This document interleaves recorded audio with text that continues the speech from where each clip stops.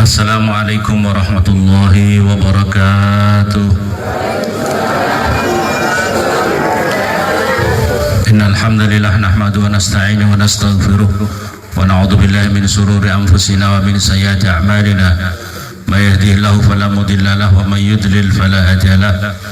Wassalatu wassalamu ala sayyidina Muhammad ibn Abdullah wa ala alihi wa ashabihi wa mawalah, ma ba'd.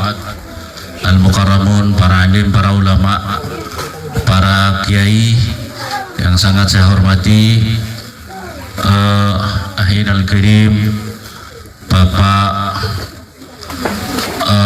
Samsul, Ketua Kepala KUA di Yapsi, yang sangat saya hormati, Bapak Kepala Kampung Bumi Sahaja, Bapak Supriyanto, semoga Allah Subhanahu wa taala memberikan tambah kesehatan, keberkahan hidupnya di dunia akhirat.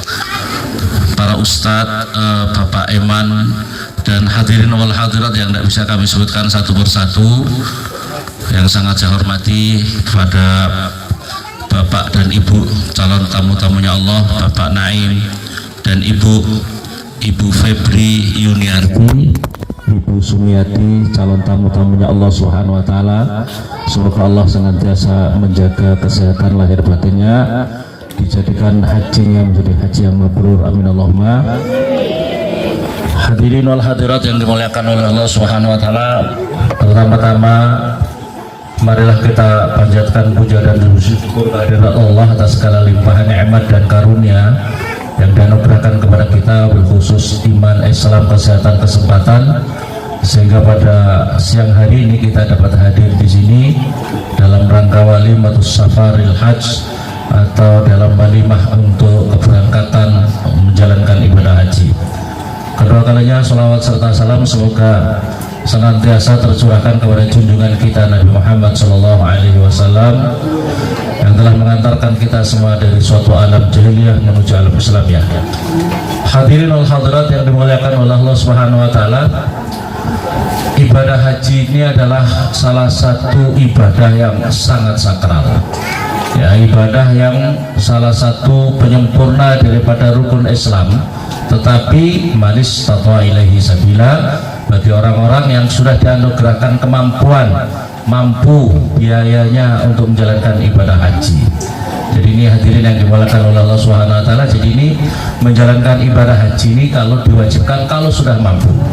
Tapi kalau sudah mampu kok masih ngeles saja, tidak mau nanti saja, hati-hati, ada peringatan dari hadis Rasulullah SAW, man malaka zadan wa rahilatan, barang siapa sudah mampu untuk biaya ongkos berangkat haji, dan ya berangkat haji begitu juga rahilah itu adalah kendaraannya, sumalam yahud, selantas kemudian dia tidak mau menjalankan haji, fana alaihi ayyamut, maka tidaklah baginya dengan dua pilihan mati. Maka silahkan kau mati yang sudah mampu tapi tidak mau berangkat haji, sudah mampu biayanya tapi tidak mau saja untuk nabung tabungan haji. Nah, paling tidak harus ada actionnya. Maka silahkan kau mati dengan dua pilihan, fal yamut insya Yahudian wa insya Nasranian.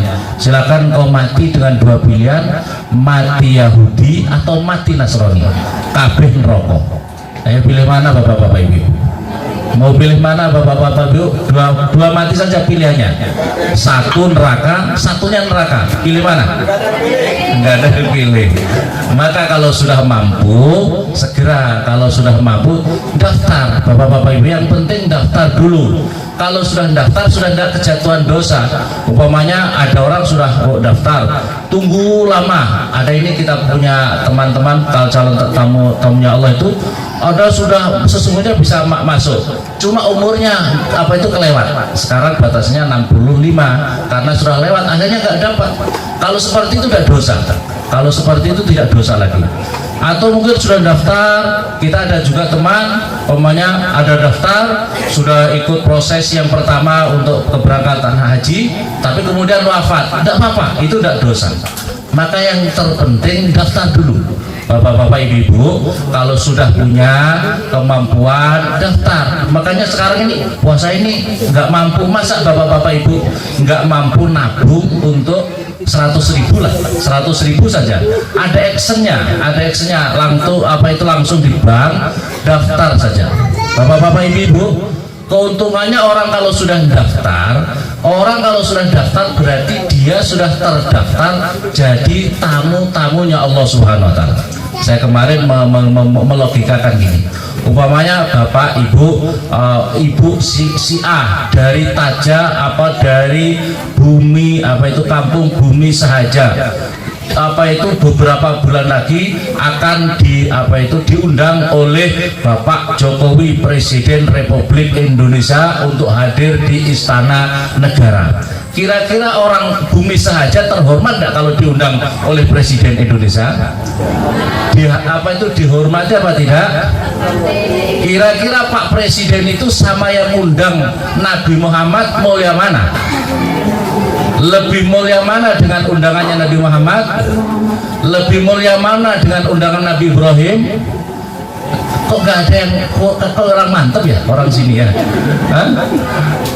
Nabi Ibrahim itu siapa gitu ya? Dikira kepala suku di sini atau di mana? Ya Allah, kira-kira lebih mulia mana undangan Pak Presiden dengan undangannya Nabi Ibrahim? Yang mantep gitu, kayak orang mantep kayak nabinya sendiri. Lebih mulia mana undangannya Pak Jokowi dengan undangannya Allah Subhanahu wa taala untuk berangkat ibadah haji? Allah ya. Maka oleh karena itu orang yang sudah daftar itu berarti sudah tercatat menjadi calon tamu-tamunya Allah Subhanahu wa taala. Karena ibadah haji ini ibadah haji ini undangannya Allah yang diperintahkan kepada Nabi Ibrahim, panggil Ibrahim. Lantas beliau ke Jabal Qubais, sholat 2 rakaat, memanggil kita di alam ruh, kita sudah menyambutnya. Nabi Muhammad juga diperintahkan, kita sudah dipanggil oleh Nabi Muhammad. Jadi orang-orang yang dipanggil para nabi, Allah memerintahkan kepada para nabinya adalah orang-orang yang sangat mulia.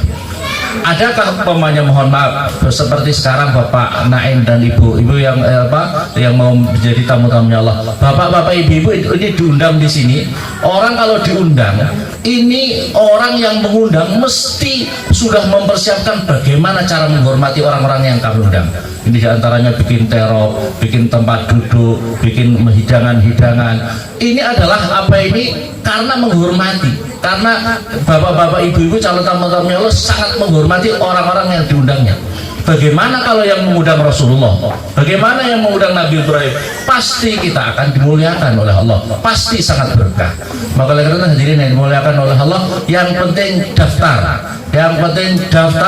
Walaupun karena ini prosesnya lama, maka kemudian orang yang mendaftar mesti dimudahkan oleh Allah. Yang penting sambil berdoa, ya, kalau kiai saya Allahumma ballighna ziarata Makkah wal Madinah, mudahkan kami untuk sampai kota Makkah Madinah.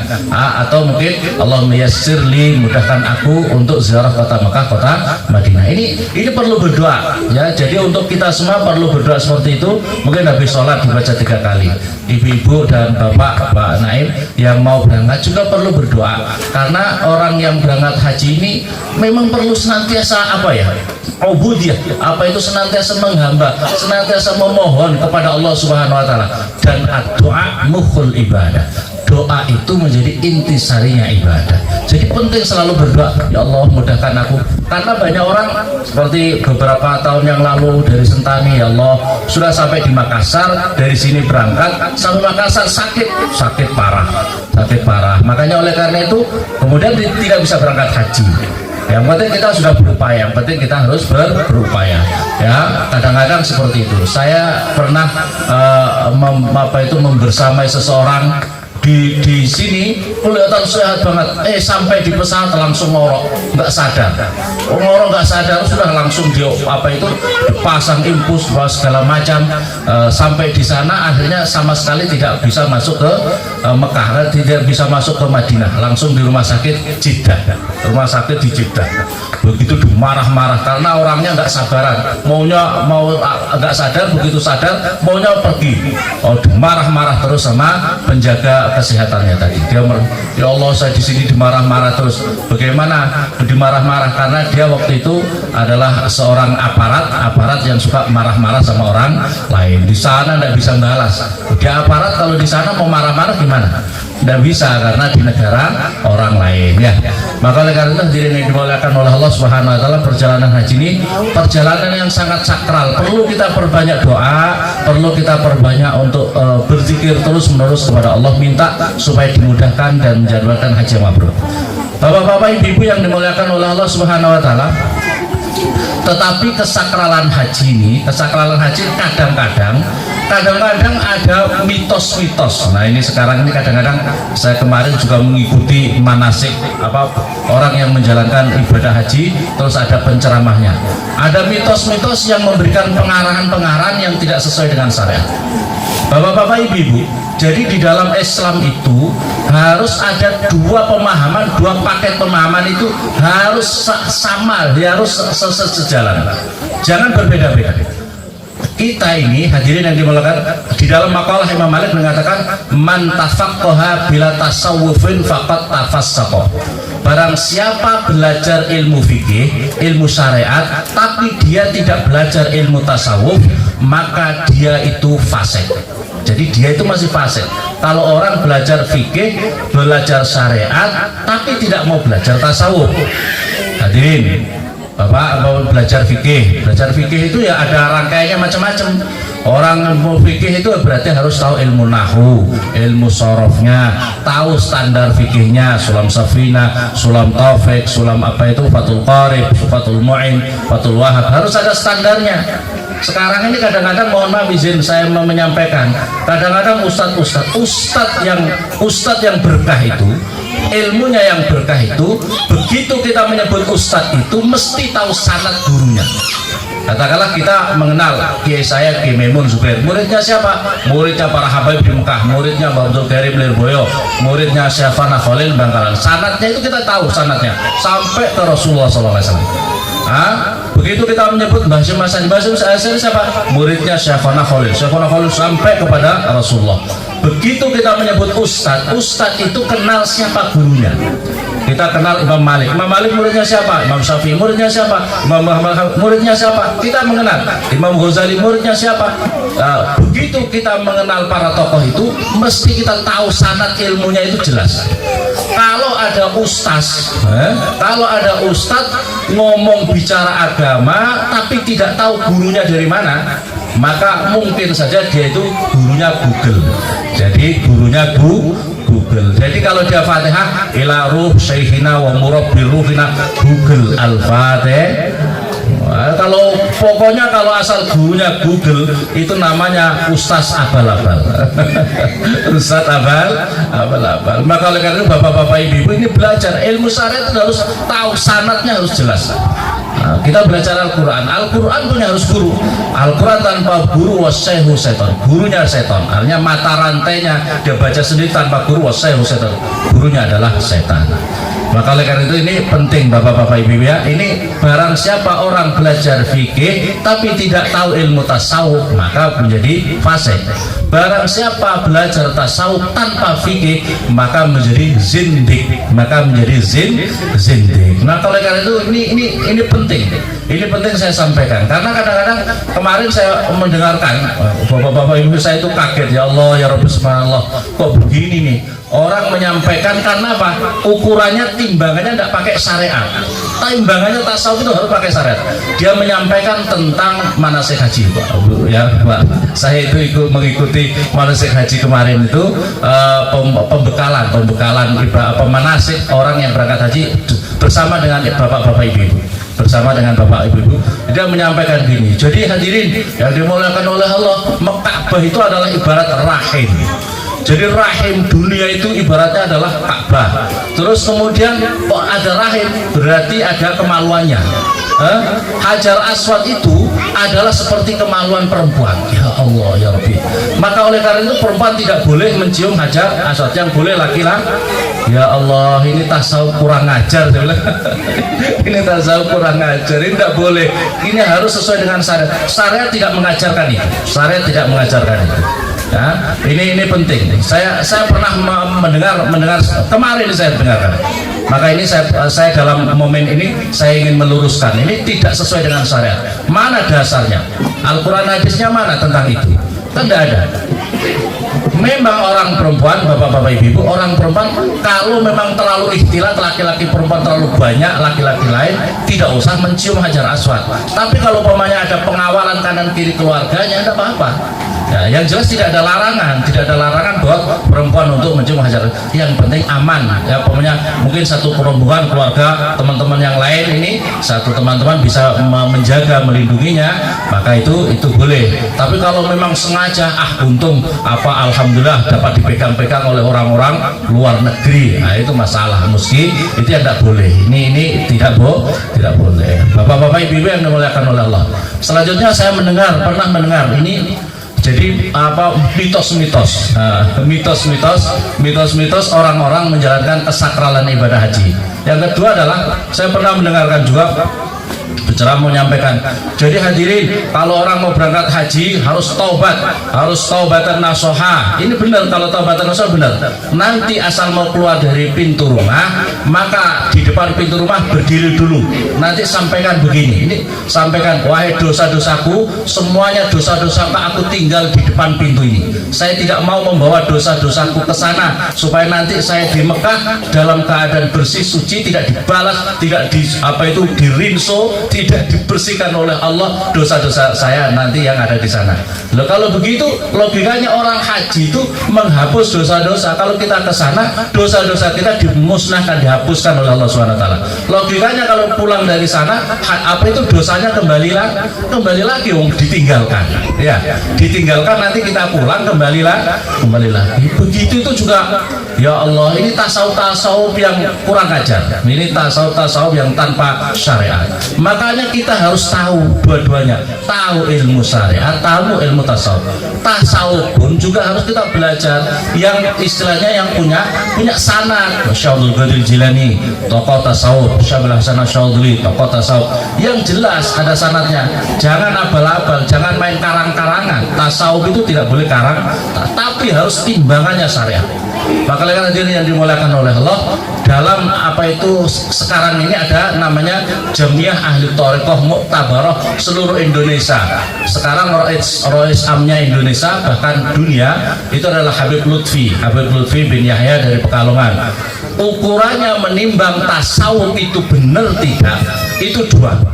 Satu, punya sanadnya, mata rantainya sama Rasulullah. Yang nomor dua, kaifiyahnya, tata caranya tidak bertentangan dengan syariat agama. Itu yang penting ya. Dua hal ini ukurannya. Jadi kaifiyahnya harus sesuai dengan syariat agama. Terus yang nomor dua, punya mata rantai sanadnya sama Rasulullah. Zikir apa kamu? La ilaha illallah, la ilaha. Ada sanadnya, ada. Guruku ini sampai Rasulullah. Itu bisa diterima. Caranya gimana? Caranya benar, tidak bertentangan dengan syariat agama. Itu berarti benar. Tapi kalau umpamanya ada thariqah, ada tasawuf yang tidak ada mata rantainya kepada Rasulullah, itu tidak boleh dilakukan, tidak boleh diikuti. Hadirin wal hadirat yang dimuliakan oleh Allah Subhanahu wa taala. Nah, ini beberapa mitos di dalam menjalankan ibadah haji. Ada juga yang tadi saya ngomong-ngomong, itu ada salah satu suku, pokoknya orang-orang kalau mau berangkat haji itu harus membuat onde-onde. Orang yang berangkat haji harus makan onde-onde. Sebab kalau dia makan onde-onde seolah-olah dunia sudah dimakannya. Wah, nanti kalau dia perjalanan ke sana aman. Niatnya seolah-olah kalau sudah makan onde-onde, dunia sudah di dalam genggamannya, sudah di dalam perutnya, sehingga dia perjalanan ke sana sudah dipantau, diakui oleh para malaikat. Wah, masya Allah, ini insya Allah ya lebih. Ini macam-macam, ada yang lebih. Ada juga yang umpamanya sebelum berangkat harus tawaf dulu di rumahnya, ujung-ujung sana harus. Nah, ini macam-macam kayak gini yang perlu dihindari, Kalau kata Imam Ghazali, hadirin, kata Imam Ghazali memang benar. Kalau orang berangkat haji, seolah-olah kita ini perlu berwasiat-wasiat, seolah-olah tidak kembali ke rumah lagi. Kata Imam Ghazali seperti itu ya. Bapak-bapak, ibu-ibu, calon tamu-tamunya Allah, kalau mau berangkat haji itu perlu wasiat-wasiat, seolah-olah diri kita tidak kembali lagi. Nah, kamu ya jaga ibadahnya ya, kamu yang baik-baik ya di rumah ya, banyak baca, banyak zikir ya, doakan mama ya, doakan ibu bapak ya di sana ya. Maka seperti ini boleh, kamu jangan maksiat ya, begini. Ini penting. Bahkan umpamanya pesan-pesan yang baik. Umpamanya anaknya melanggar, bapak ibu di sana tidak dapat dosa. Maksudnya adalah supaya kita orang yang berangkat haji sudah tidak terkena imbasnya kalau umpamanya anak-anaknya maksiat. Umpamanya kita ini orang tua, bapak-bapak ibu orang tua yang mau berangkat haji sudah tahu anaknya itu suka pacaran. Umpamanya ya, suka pacarannya main HP, main HP. Nak, masya Allah saya mau berangkat nak ya, ini HP ku yang baru nak untuk kamu ya, silahkan kau pacaran ya. Oh ya, hati-hati, di sana kita dapat pahala juga kiriman dosa dari anak-anak ya. Nah nanti kalau saya berangkat nak, boleh kalau pacarnya apel ke rumahnya ini, boleh juga tidur di rumah ini kamarku nak. Hati-hati, kalau begini dapat kiriman dosa. Maka oleh karena itu perlu wasiat-wasiat yang baik. Nah, saya mau berangkat nak, doakan ya, kamu begini, pakai yang baik-baik. Tapi kalau kita sudah berangkat seperti itu, bahkan kalau perlu, pemanya itu kebun dijaga yang baik ya. Pemanya saya sapi punya ternak punya jaga yang baik ya. Itu perlu diwasiatkan sebab umpamanya kita ke sana tapi tanggung jawab kita yang di rumah diterlantar. Oh ini kita bisa tidak sempurna, kita mendapat kiriman pokoknya punya ayam yang di kandang dan dikasih makan, anaknya itu teledor terus, kita tidak wasiat, berarti kita di sana ayam itu bisa nuntut sama Allah, saya dibikin kandang, saya tidur kandang, kenapa saya diterlantarkan, bisa menuntut nanti di hadapan Allah. Sapinya juga begitu, atau mungkin tanggung jawab di rumah, hal-hal yang kewajiban yang ada di rumah harus dicukupi dulu, sehingga kita berangkat ini benar-benar dalam posisi, dalam keadaan yang sudah sempurna dari hakullah maupun hakul adami, sudah sempurna. Ini sangat dianjurkan. Jadi seolah-olah kalau umpamanya mati tidak ada tanggung jawab lagi, pertanggungjawaban kita di hadapan Allah Subhanahu wa taala. Hadirin yang dimuliakan oleh Allah Subhanahu wa taala. Selanjutnya di antara keistimewaan keutamaan haji itu sangat luar biasa. Saya ini ngaji, saya punya kitab Al-Hajj Faidul Ahkam yang disusun oleh Sayyid Muhammad Alawi Al-Malik Al-Hasani. Di antara keistimewaannya haji, hadirin yang dimuliakan oleh Allah Subhanahu wa taala, haji ini adalah di dalam Al-Quran, wa'adzim fin nasi bil haji ya'tuka rijala wa ala kulli dhamir ya'tina min kulli fajjin amik. Ini adalah panggilan, perintahkan Allah kepada Nabi Ibrahim, Nabi Muhammad untuk memanggil seluruh manusia. An Abi Hurairah radhiyallahu anhu suila Rasulullah sallallahu alaihi wasallam ayyul amal afdal. Abu Hurairah bertanya, manakah amal yang paling afdal ya Rasulullah? Qala imanun billah wa rasulih, yaitu iman kepada Allah dan utusannya Allah. Oke, sumamada ya Rasulullah, lantas apa lagi ya Rasulullah? Qala al jihadu fi sabilillah. Sumamada ya Rasulullah, hajjun mabrur, yaitu menjalankan haji yang mabrur. Jadi afdalul a'mal, seutama-utamanya tingkat ketiga setelah iman billah, jihad adalah haji yang mabrur. Rahu Syekhan bi sahihima, diriwayatkan oleh Bukhari Muslim. Wa Nabi radhiyallahu anhu qala Rasulullah sallallahu alaihi wasallam al umrah ilal umrah kafarah lima bainahuma. Umrah di antara umrah dan umrah. Jadi kalau kita umrah sekarang sekian tahun lagi kita umrah lagi, maka itu adalah menjadi penghapus semua dosa-dosa kita. Umrah dan umrah menjadi penghapus dosa-dosa. Wal hajju mabrur laisa lahul jaza ilal jannah. Haji mabrur tiada balasan kecuali surga. Jadi haji mabrur tidak ada balasan kecuali surga. Wasyakhan wa ma sabbahal hajj, di dalam keterangan hadis, wa ma sabbahal hajj min tasbihi wala halala min tahlili wala kabbara min takbiratin illa busyira biha tabsiratan. tidaklah orang yang menjalankan ibadah haji itu membaca tasbih, dan tidaklah orang yang haji itu membaca tahlil la ilaha illallah, dan tidaklah orang yang berhaji itu membaca takbir, kecuali setiap bacaan itu akan diberi tafsirah atau kebahagiaan dari Allah dengan diampuni dosa-dosanya, dengan rahmat kasih sayangnya Allah turun kepadanya. Jadi apa ini orang apa itu orang yang bertasbih itu pahalanya luar biasa. Ini rahmat Allah Subhanahu wa taala, hujan. Amin Allahumma. Ini rahmatnya Allah. Semoga warga ini yang hadir di sini diberikan anugerah kekuatan untuk bisa segera mendaftar dan segera menjadi tamu-tamunya Allah. Amin Allahumma.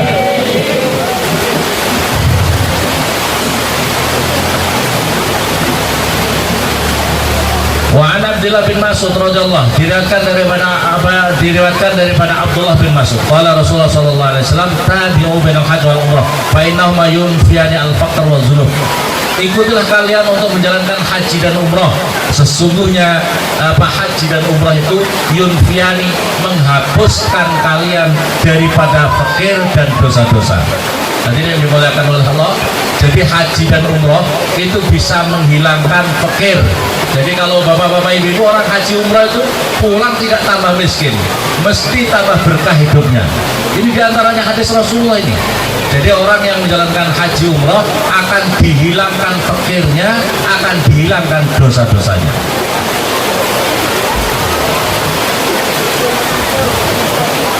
Diriwayatkan qala wallazi ba'atsabi al-asaluka qala fa innaka idza kharajta min baitika ta'umul bait.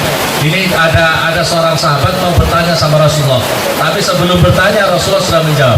Kamu mau bertanya, tapi sebelum disampaikan Rasulullah sudah menjawab. Idza kharajta min baitika, jawab Rasulullah, ketika kamu berangkat dari rumahmu, ta'umul baitul haram, yang kamu bersengaja atau kamu berniat untuk menuju baitul haram, la taduna qatuka khaffan wala apa itu wala tarfa'ahu illa kataballahu lahu hasanah. Tidaklah orang yang berangkat haji, berangkat untuk tujuan ke Baitul Haram dan kemudian dia pakai kendaraan ke sana, kalau kita kan pesawat, kemudian maka tidaklah ditulis kataballahu lahu hasanah, maka tidaklah ditulis kecuali adalah kebaikan wa maha'anu khati'ah, dan akan dihapus dosa-dosanya, akan dihapus dosa-dosanya. Wa mar'atuka ba'da tawaf ta'id rakabatin, dan sholat dua rakaat kamu setelah kamu menjalankan tawaf itu pahalanya seperti memerdekakan budak. Hadirin yang dimuliakan oleh Allah, jadi kalau habis tawaf itu kita diperintahkan untuk menjalankan sholat dua rakaat. Nah, tawaf ini sesering mungkin, hadirin bapak-bapak ibu-ibu, nanti calon-calon tamunya Allah di sana sesering mungkin. Tawaf itu tawaf sunnah saja, jadi tawaf sunnah. Jadi habis ini kalau hajinya haji tamattu, tapi kalau haji ifrad nggak bisa kalau tawaf bisa, ya. Nanti kalau di sana perbanyak umroh. Nah, enaknya kalau saya itu ngambilnya haji tamattu. Kalau haji ifrad itu kita tidak bisa umroh itu nanti setelahnya. Kalau haji tamattu itu keuntungannya kita nanti di Mekah itu lama. Kita di Mekah lama. Nah, setiap hari kita bisa ambil umroh. Nah, umroh itu hadirin, yang dinamakan umroh itu ambil dari mikot, niatnya dari mikot, kemudian kita menjalankan tawaf, kemudian kita menjalankan sa'i, cukur rambut, itu sudah satu paket umroh.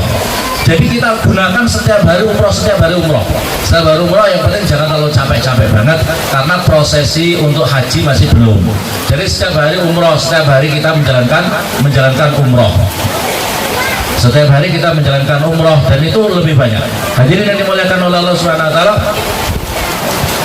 Selanjutnya adalah ini pahalanya.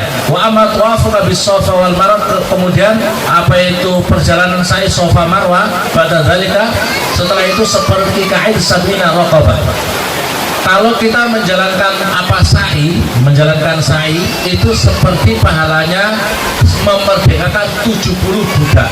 Hadirin yang dimuliakan oleh Allah, budak itu kalau zaman zaman sekarang itu kalau kayak apa ya, seperti anggap saja sekarang ini kalau budak itu umpamanya Indonesia perang sama Israel, kemudian warga Indonesia ada ditangkap, tentara Indonesia ditangkap di sana, diperbudak.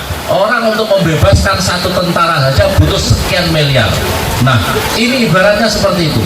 Jadi umpamanya satu tentara katakanlah 20 miliar, baru dibebaskan karena kita apa itu menjadi tahanan Israel umpamanya. Nah, ini pahalanya kayak apa? Seperti memerdekakan 70 budak. 70 budak itu orang menjalankan sa'i. Jadi menjalankan sa'i. Terus wama wukufuka asyata arafah, dan adapun wukuf kamu di Arafah, fainalah yang bidul samai dunia, maka Allah turun ke samai dunia membangga-banggakan kalian semuanya. Bikum al-malik yaqul ya ibadi jauh sa'yan min kulli fajjin amik, mereka datang dari seluruh penjuru, yarjuna jannati, mereka mengharapkan surgaku. Kalau kana dunubukum adil ramal, andaikan mereka dosa-dosanya seperti apa itu, seperti debu-debu yang sangat banyak, atau seperti tetes-tetesnya hujan, au kazabadil bahri, atau seperti buih di atas lautan, apa itu, la ghafartuha, tentu akan aku ampuni dosa-dosanya semuanya. Afidu ibadi maghfura lakum wa liman syafa'tum bih, akan diampuni dosa-dosanya dan orang yang dimintakan syafaat orang-orang yang haji. Jadi hadirin, orang calon-calon tamunya Allah nanti di sana perbanyak doa. Di antara doanya adalah semoga keluargaku semuanya mendapat atas berangkat hajiku ini, supaya mereka semuanya mendapatkan syafaat, diampuni dosa-dosanya, menjadi ahli surga. Itu seperti karena orang yang haji bisa memberi syafaat. Orang yang haji bisa memberi syafaat. Jadi Allah, ampunkanlah mereka, keluargaku semuanya. Jadi hadirin yang dimuliakan oleh Allah, orang kalau kita punya keluarga, punya tetangga berangkat haji, itu berkah buat kita, tetangganya, dan berkah secara otomatis kepada keluarganya, berkah untuk lingkungan, berkah untuk keluarga secara otomatis. Karena doanya orang yang berangkat haji dan umroh itu diampuni oleh Allah, dan orang yang dimintakan ampun oleh Allah Subhanahu wa ta'ala. Ini hadis Nabi. Wa amarum yuka wa amarum al-jimar falaka bi kulli hasatin ramaitaha takfiru kabiratin minal mubiqat. Adapun melempar jumroh kamu, kata Rasulullah, adapun kamu ketika melempar jumroh, maka setiap batu, setiap kerikil yang kamu lemparkan itu menghapuskan dosa-dosa yang menghancurkan. Dosa-dosa yang menghancurkan itu apa ya? Dosa yang menyebabkan kita hancur itu dosa yang menyebabkan kita masuk neraka. Setiap butir batu itu menjadi takfir lil dzunub, apa, menghapuskan dosa-dosa yang menghancurkan diri kita. Masya Allah. Maka oleh karena itu ini berkahnya luar biasa bagi orang-orang yang menjalankan haji ini. Wa amma nahruka famadhkur laka 'inda rabbik, dan apa itu korbanmu, kata Rasulullah, adapun korbanmu di kota Mekah itu adalah simpanan kamu nanti di akhirat, simpanan kamu di dalam akhirat nanti. Wa mahalakuka ra'sak, dan adapun mencukur kamu, meram rambut kamu, bil bait ba'da zalik bi kulli sya'ratin khalaqtaha hasanah. Setiap rambut kamu ini, setiap helai rambut kamu adalah mengangkat kebaikan, satu kebaikan buat kamu, dan watab yang dan menghapuskan satu daripada kejelekan kamu di sisi Allah. Wa ma halaqta ra'sak, dan ketika kamu mencukur rambut kamu, falaka bi kulli syaratin halaqta hasanah. Sudah deh. Wa ma tawafaqa bil bait ba'da zalik fa innaka tatufu.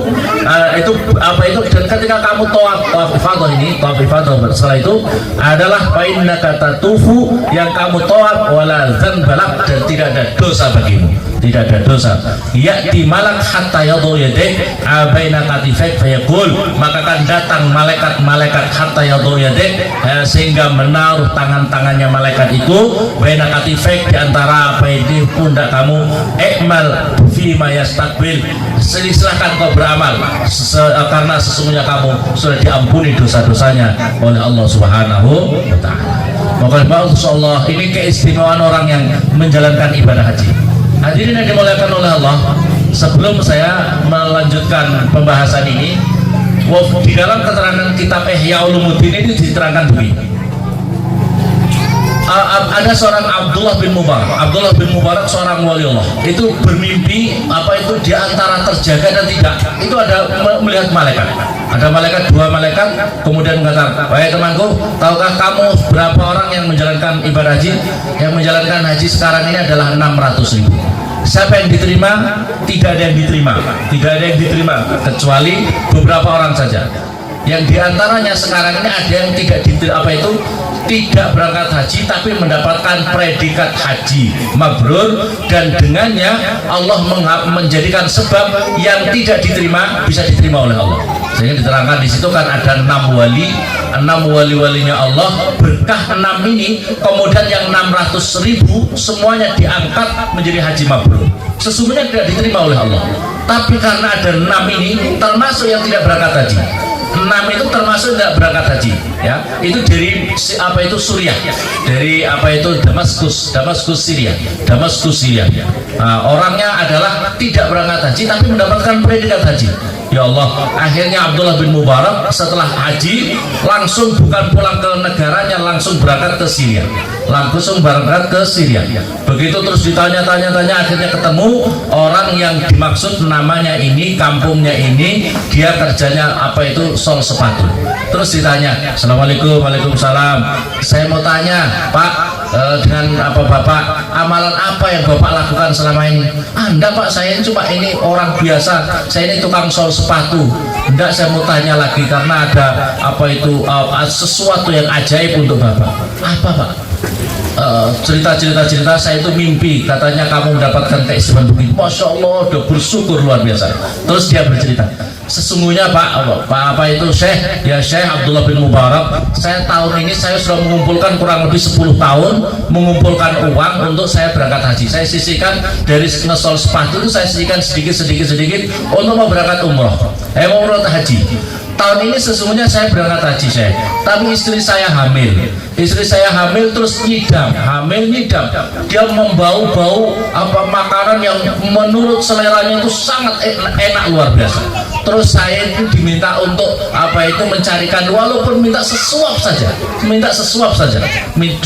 karena nyidamnya tadi. Maka akhirnya cari-cari bau aroma masakan itu dari mana. Ternyata ada bubuk reot di samping rumah dari rumah ini, katakanlah beberapa ini ada bubuk reot. Terus di sana dodok-dodok, "Assalamualaikum." "Waalaikumsalam. Ada apa, Pak?" "Saya mau minta tolong, bisa enggak saya minta satu suap saja sedikit dari masakan Ibu. Istri saya hamil, nyidam bau dari masakan Ibu." Dia diam saja, ibu itu diam. "Bu, bisa enggak istri saya ini nyidam?" Terus akhirnya, "Pak, mohon maaf Pak ya. Ini saya ini janda. Saya punya anak yatim 6. Suami saya meninggal dunia. Saya ini masakan ini halal buat kami, Pak. Tapi haram untuk ibu Bapak, haram untuk istrinya Bapak." "Loh, kok bisa gitu?" "Saya mohon izin, saya ini tidak ada makanan sama sekali. Terus kami tadi keluar ada keledai yang mati, bangkainya keledai. Saya sayat sedikit untuk menyambung nyawa anak-anak. Maka oleh karena itu ini halal buat kami, tapi haram untuk Tuhan, haram untuk istrinya Tuhan." Masya Allah. Maka Abdullah bin orang yang sol sepatu tuh pulang menceritakan kepada istrinya, uang yang mestinya untuk berangkat haji diambil semuanya, izin sama istrinya diberikan semuanya. Dia membawa sembako diberikan kepada ibu janda tadi. Ini untuk ibu dan untuk modal kerja. Akhirnya Pak, Masya Allah, dari itu dia sudah mendapatkan haji mabrur, ya. Dari situ dia mendapatkan haji mabrur. Maka oleh karena itu orang yang haji itu sangat dianjurkan untuk banyak sedekah seperti ini, ya. Bapak-bapak dikumpulkan sedekah, minta doanya.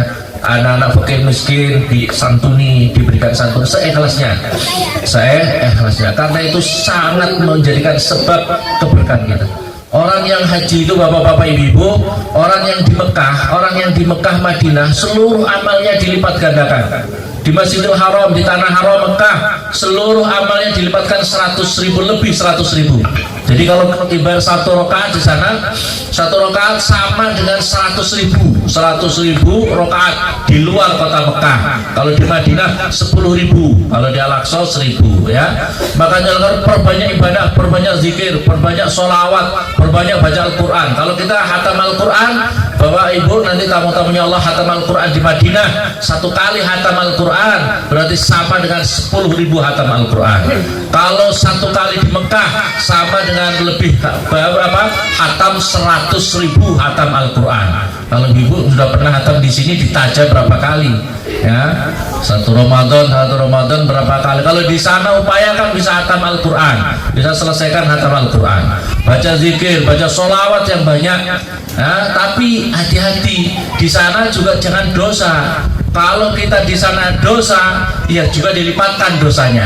Kalau di sana ngomong-ngomong, ngumpet, membicarakan, ngerasani saudaranya, juga dilipatkan 100.000. Wah, nggak karu-karuan banyak ya. Kalau di sana main tiktokan terus, ya guys, aku ada di Mekah guys, ya umpamanya. Ya, terus dilihat postingannya di seluruh dunia, bukan nambah pahala, nambah dosa. Hati-hati, ini masalahnya orang tajir dia suka guys gitu ya. Guys lagi masak kangkung guys, Allah ya Rabbi subhanallah. Hati-hati ya, jangan suka yang begitu-begitu, khususnya perempuan. Kalau laki-laki nggak banyak fitnah, perempuan itu hati-hati. Maka karena itu di sana pahalanya luar biasa, tapi kalau kita melakukan dosa juga luar biasa, apa itu dosanya. Hadirin yang dimuliakan oleh Allah Subhanahu Wa Taala. Selanjutnya saya membaca di dalam kitab Fadhailul Hajj wa Sharaf. Al-awwal anal hajjuhu yahdimu ma qablahu. Hadirin, orang haji itu paha apa itu hajinya menghancurkan dosa-dosa sebelum haji. Qala apa itu qala Nabi sallallahu alaihi wasallam, "Ama alimta, apakah kamu mengetahui anal Islam yahdimu ma kana qabla?" Sesungguhnya Islam itu menghapuskan dosa-dosa sebelum Islam. Wa annal hijrah tahdimu ma kana qabla. Sesungguhnya hijrah bersama Rasulullah itu juga menghancurkan dosa-dosa sebelumnya. Wa annal hajj yahdimu ma kana qabla. Sesungguhnya haji itu menghapuskan dosa-dosa sebelumnya. Haji itu menghapuskan dosa-dosa sebelumnya. Asani anal hajj mujahid. Yang kedua adalah orang haji itu adalah orang-orang yang jihad di jalan Allah Subhanahu wa taala. Wa qala sallallahu alaihi wasallam jihadul kabir wal dhaif wal mar'ah al hajj wal umrah.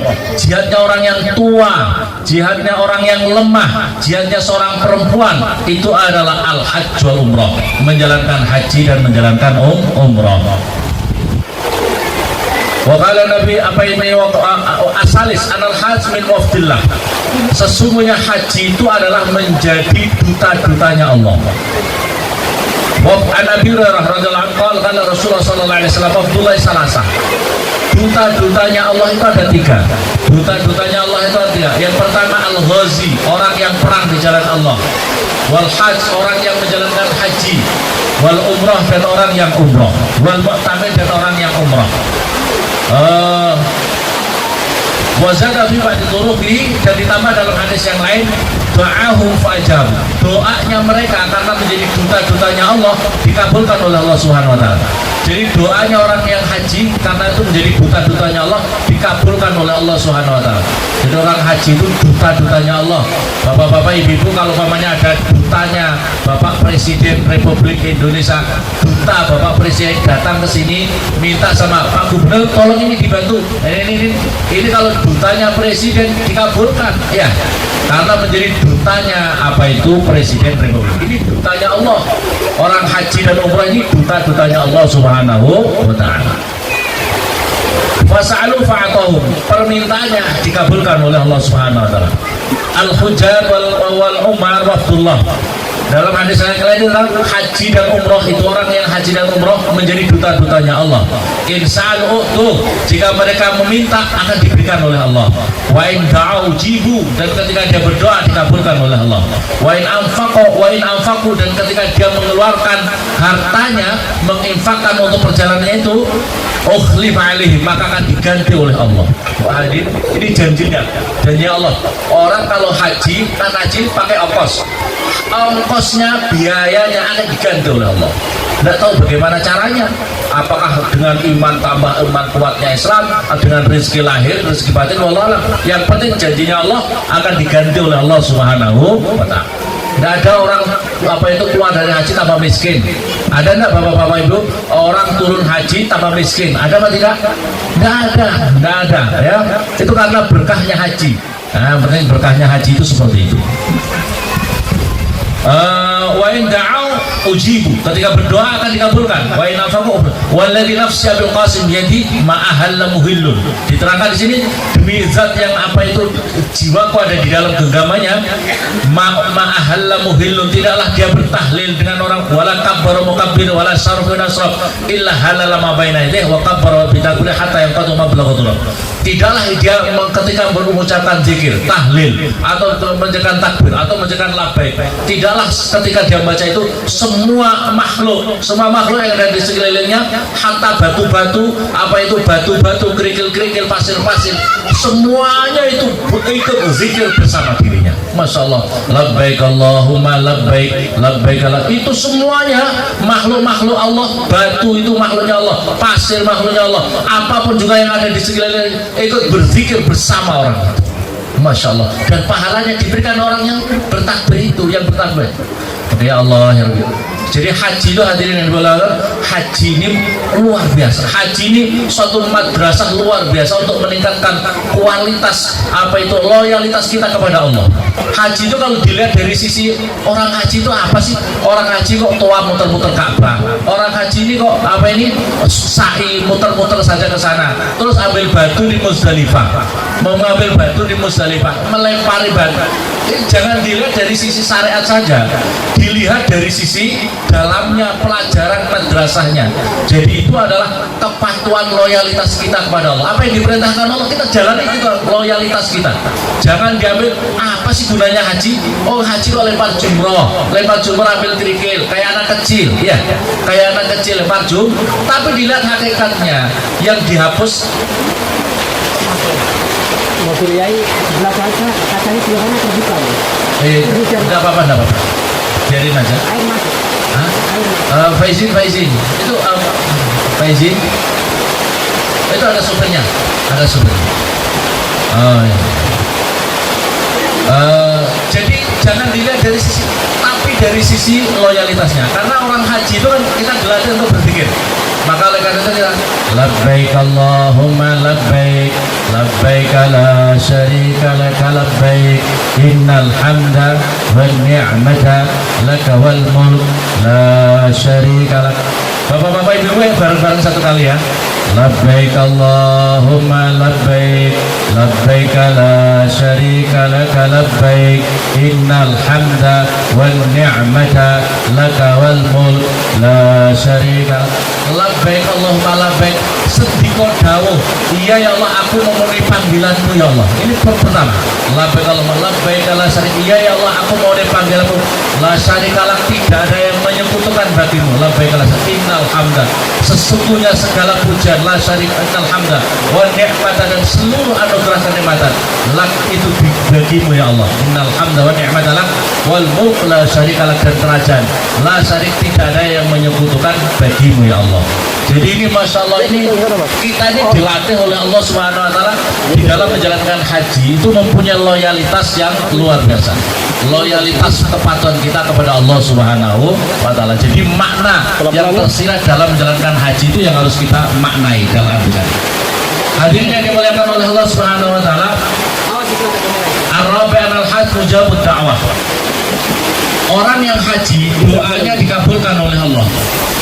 Khamsu da'watin la turad. Bapak-bapak ibu, ada lima doa yang sangat istijabah, sangat dikabulkan oleh Allah. Pertama, da'watul hajj hatta yasdura. Doanya orang yang haji sampai selesai. Bapak-bapak ibu, orang yang haji sampai selesai. Berkahnya haji itu minimal setelah 40 hari setelah dia selesai.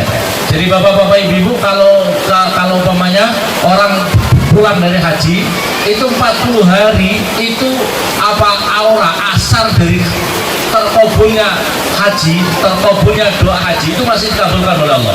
Maka oleh karena itu kalau ada orang haji segera minta doa, datang ziarah minta didoakan, doakan ya Bu, minta maaf, minta diampunkan oleh Allah, dikasih atau mungkin diberikan anugerah untuk nanti saya bisa untuk segera ziarah kota Mekah, kota Madinah. Itu harus dihafal ya bapak-bapak ibu, untuk orang-orang yang jadi tamu-tamunya Allah. Kalau ada orang minta doa begitu, ya Allah tadi hajatina ya Allah, mudahkan hajatnya dia, diampuni dosa-dosanya, yasir lana ya Allah, semoga dimudahkan, yasir lahu atau yasir lahu, mudahkan baginya untuk ziarah kota Mekah, kota Madinah. Karena doanya orang haji dikabulkan oleh Allah, khususnya lagi sebelum masuk rumah. Jadi kalau bapak-bapak ibu dari berangkat haji nanti bapak naik sebelum masuk rumah ini asal haji itu masih melekat. Maka sebelum masuk rumah ini tamu-tamu itu kalau bisa minta keluarganya, putrinya tadi tahan dulu Pak, doa dulu, Ibu doa dulu sebelum masuk rumah. Sebelum masuk rumah ini itu asalnya haji itu luar biasa, seperti seolah-olah masih di Mekah, seolah-olah masih di Mekah. Maka oleh karena itu ya Allah, ini orang yang haji ini perlu banyak doa. Pokoknya jangan bakhil berdoa, jangan bakhil, perbanyak doa untuk dirinya, untuk keluarganya, untuk sahabat, keturunannya semuanya. Yang berikutnya lagi adalah wada'watul ghazi hatta yarji. Doanya orang yang perang sampai ia kembali. Wada'ul mazlum hatta yunsar. Doanya orang yang teraniaya sampai ditolong. Wada'watul marid hatta yabra. Doanya orang sakit sampai ia sembuh.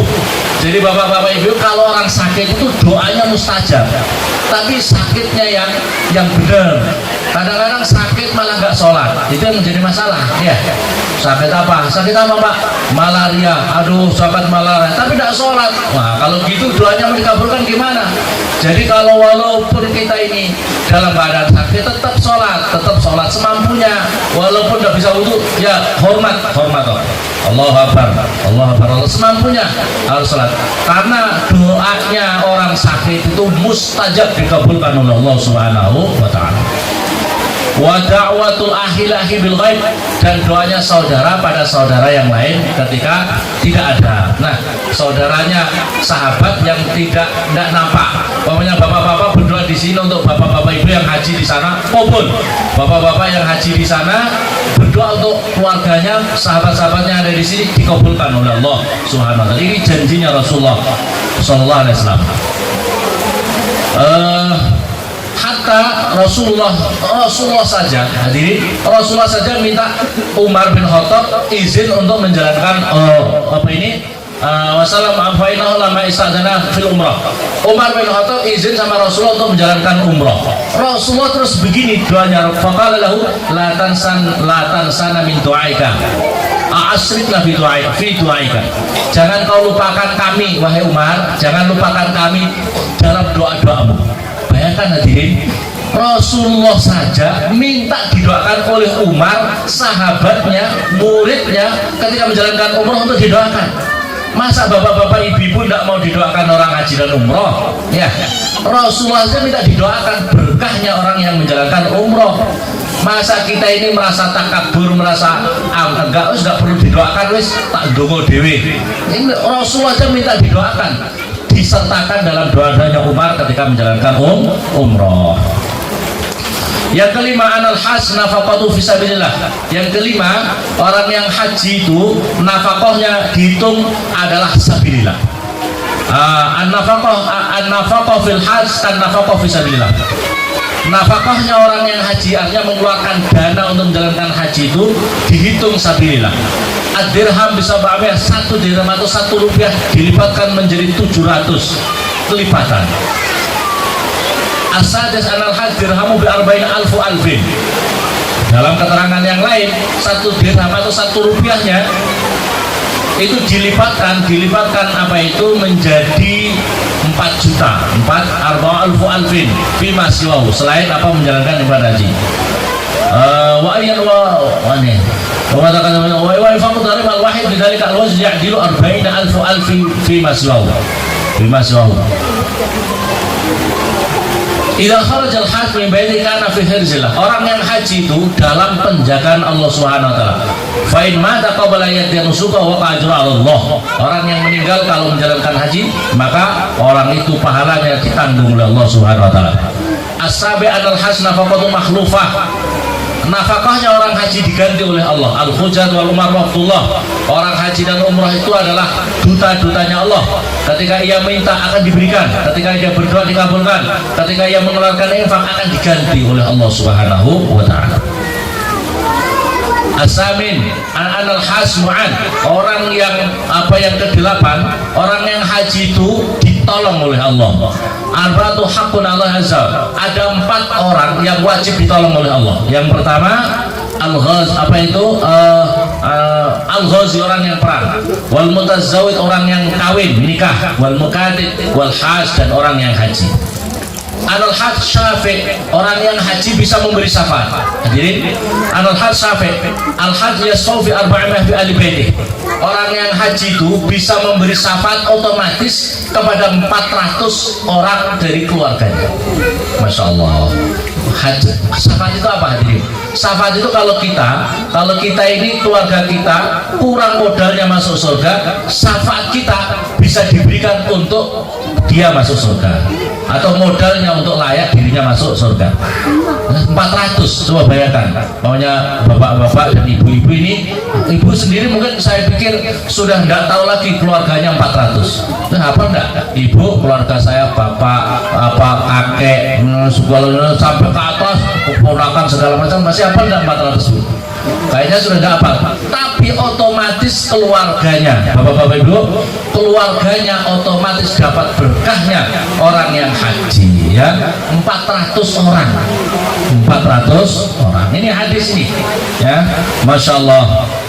Kharaja Abdul Razak fi musnadi wa fi riwayatin man jaa hajan yuridu wajha Allah ghafara lahu ma taqaddama min dhanbihi wa ma ta'akhkhar wa sufya fi man ta'ala. Dan yang bawahnya, hadis bawahnya lagi, bisa memberi syafaat semua orang yang didoakan. Kalau tadi 400 otomatis, yang berikutnya lebih luas lagi, siapapun juga yang didoakan. Jadi pokoknya doa, pokoknya ibu, bapak yang cerita punya, ya Allah, orang yang haji semua keluargaku semua diampuni, dapat syafaat. Seluruh yang datang di apa ini namanya walimatus safar kami semua mendapatkan syafaatmu semua nanti dari kiamat. Itu semua yang didoakan dapat syafaat. Bahkan tidak hanya hadir, semuanya orang Papua, minal muslimin muslimat dapat syafaatnya. Loh, gitu ya. Nah, ini kalau bisa minta, maka bapak-bapak ibu-ibu yang belum haji minta didoakan. Ini hadis Nabi, hadisnya Nabi. Jadi siapapun orang yang didoakan, makanya perlu minta didoakan. Kalau ada orang yang haji, Bu, Pak, tolong didoakan saya supaya saya, mintanya itu jangan itu dulu, pokoknya dimudahkan usaha kami, diberikan apa sehat, diberikan untuk saya bisa ziarah ke Mekah Madinah, supaya kami, keluarga kami, untuk keluarga soleh-solehah, gitu ya. Minta didoakan seperti itu. Orang yang haji juga berdoa begitu. Orang yang haji perlu berdoa seperti itu supaya dirinya, keluarganya, anak turunnya semuanya. Hadirin, jangan hanya kepada anak saja. Anak turun kami menjadi anak turun yang soleh-solehah, ahlul ilmu, ahlul khair, dijauhkan bala musibah dunia akhirat. Nah, gitu ya. Minta seluruh anak keturunannya. Apa artinya bapak-bapak ibu punya anak masuk surga, cucunya nggak masuk surga? Itu nanti kita di surga nggak enak. Bapak-bapak ibu-ibu, kita masuk surga, anaknya kita nggak masuk surga, nggak enak. Sama dengan umpamanya bapak-bapak ibu-ibu sekarang ini, pakai logika sekarang. Kita ini punya perasaan, di akhirat punya perasaan. Umpamanya bapak-bapak ibu-ibu sekarang lagi makan enak, tapi anaknya bapak-bapak ibu di penjara semuanya. Merasa enak apa enggak makannya? Enak apa enggak makannya ibu? Enggak enak. Wah, makan enak, yang ingat ya Allah, anakku gimana di penjara ya Allah, ya. Sama dengan kita di surga, anaknya ibu masuk neraka. Enak apa tidak? Bapak ibu masuk di surga, cucunya masuk neraka, enak apa tidak? Orang yang hebat itu, orang yang hebat bapak-bapak ibu-ibu, kalau kita punya anak-anak, cucu-cucu kita, anak turun kita menjadi anak soleh-soleha yang bisa membimbing kita, mengantarkan kita bersama-sama kita masuk surganya Allah Subhanahu wa Ta'ala. Amin Allahumma. Ibu-ibu suka apa enggak yang seperti ini? Tapi anaknya dipondokkan apa enggak? Anaknya enggak ada yang mondok, rajin pacaran, rajin tiktokan, kok ingin masuk surga? Surganya dari mana? Ya, Masya Allah. Bapak-bapak ibu-ibu yang dimuliakan oleh Allah, annal hajj maghfurun lah. Jadi orang yang haji bisa memberi syafaat siapapun juga yang didoakan. Ma min muhrimin yadhalillah yawma yulbi Allah maghfurun lahu. Orang yang haji diampuni khususnya di waktu Arafah. Bila kana yaum Arafah fa innallaha yanzulu ila samai dunya. Ketika di hari Arafah Allah Subhanahu wa taala turun ke samai dunya, maka Allah membangga-banggakan kepada para malaikatnya, orang-orang unduru ila ibadi. Wahai malaikat-malaikatku, lihatlah hamba-hambaku. Lihatlah mereka hamba-hambaku ini yang sekarang ini sedang menjalankan itu wukuf di Arafah. Mereka datang dari seluruh penjuru, mereka sa'yan ghabarat, mereka sampai berdebu seperti ini. Dhahina min kulli fajrin ishadkum. Wahai malaikat, saksikanlah bahwa aku telah mengampuni dosa-dosanya. Fatakul malaikat, maka malaikat mengatakan, ya Rabb, fulan kana yusil maharib. Ya Allah, tapi si fulan-fulana ini pernah punya dosa-dosa besar begini-begini ya Allah, punya dosa-dosa besar begini ya Allah. Kata malaikat, kata Allah Subhanahu wa taala, laqad ghafartu lahu. Wes, yang penting aku ampunkan semuanya. Jadi malaikat itu sampai komplain kalau ada orang haji tapi dulunya pernah dosa-dosa, pernah melakukan dosa-dosa. Allah Subhanahu wa taala wes tidak memikirkan itu. Allah Subhanahu wa taala tidak mempertimbangkan itu. Qad ghafartu lahu. Aku ampuni semuanya kalau sudah sampai di Arafah. Masya Allah, ini Allah Subhanahu wa taala. Asalnya asal haji yubahillah malaikah. Sungguhnya orang ke-12 an-hajj yubahi bihi al-malaikat. Sesungguhnya Allah Subhanahu wa taala membangga-banggakan orang yang menjalankan haji ini. Anal hajj min ahli jannah, orang yang haji itu dari ahli surga. Al hajj wal mabrur laysa lahu jazaa illa jannah. Orang yang haji mabrur tidak ada balasan kecuali surga. Hadirin yang dimuliakan oleh Allah Subhanahu wa taala, ini diantara keistimewaannya menjalankan ibadah haji. Yang berikutnya lagi hadirin yang dimuliakan oleh Allah, mungkin yang diistimewa Allah Subhanahu wa taala setiap hari untuk di kota Mekah Allah menurunkan 120 rahmat. Allah 120 rahmat. Yang 60 bagi orang yang tawaf. Yang 40 diberikan kepada orang-orang yang sholat di Masjidil Haram. Yang 20 diberikan kepada orang-orang yang melihat Ka'bah. Jadi melihat Ka'bah dapat rahmatnya Allah 20. Jadi oleh karena itu kalau bisa nanti di Mekah perbanyak saja, pokoknya kita di Ka'bah, dekatin Ka'bah saja. Nggak usah banyak-banyak keluar-keluar dulu. Pokoknya perbanyak, kita duduk aja, duduk di Ka'bah, dekat Ka'bah, melihat saja sudah dapat rahmatnya Allah Subhanahu wa taala. Mungkin yang terakhir hadirin yang dimuliakan oleh Allah, jangan yang terakhir untuk supaya mendapatkan haji yang mabrur, yang terakhir adalah supaya yang perlu dipersiapkan hal-hal adalah kesucian, memperbanyak taubatan nasuha kita dimulai dari sekarang. Bapak-bapak ibu-ibu yang akan menjalankan ibadah haji, mungkin sholat taubat, bertanya istighfar, punya rutinitas baca sholawat, baca istighfar, baca la ilaha illallah yang banyak, niat sholat taubat supaya kita diampuni oleh Allah. Yang berikutnya lagi, harta benda kita diupayakan disucikan dulu sesuci-sucinya. Kalau belum dizakati, zakati dulu. Kalau belum dizakati, zakati dulu supaya tidak ada hal-hal yang berkaitan dengan hakullah.